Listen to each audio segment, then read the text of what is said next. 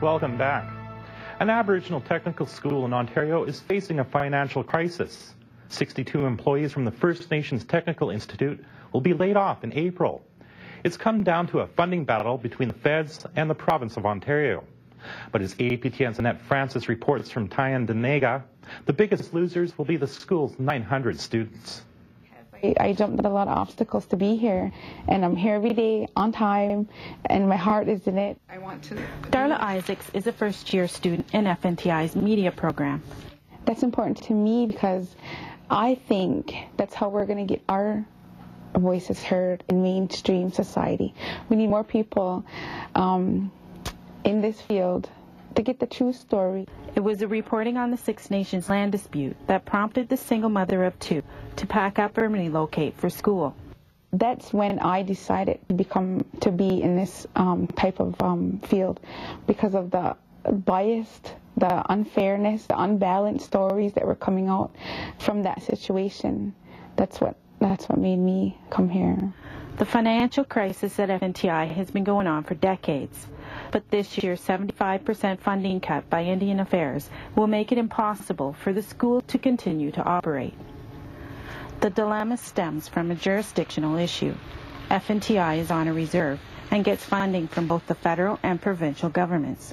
Right now it's one of those areas where there's neither government accepts constitutional responsibility to deliver education for post-secondary education for First Nations people.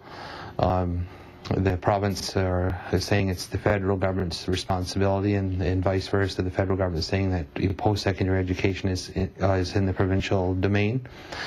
And so the two governments need to collaborate, and they need to come up with a plan to ensure that there's justice and fairness for our people. Support and awareness of the crisis for FNTI is growing. What we know is that post-secondary education is an important tool to lift people out of poverty. MP Jean Crowder raised the issue in Parliament last week.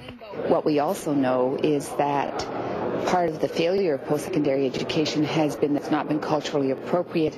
It hasn't recognized some of the needs of First Nations students. And FNTI has a stellar track record of supporting and graduating students. And they are in danger of closing their doors.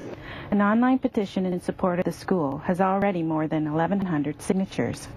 INAC Minister Chuck Strahl said in a press release last month that the government would make a one-time contribution of just over $500,000 to FNTI for the current year.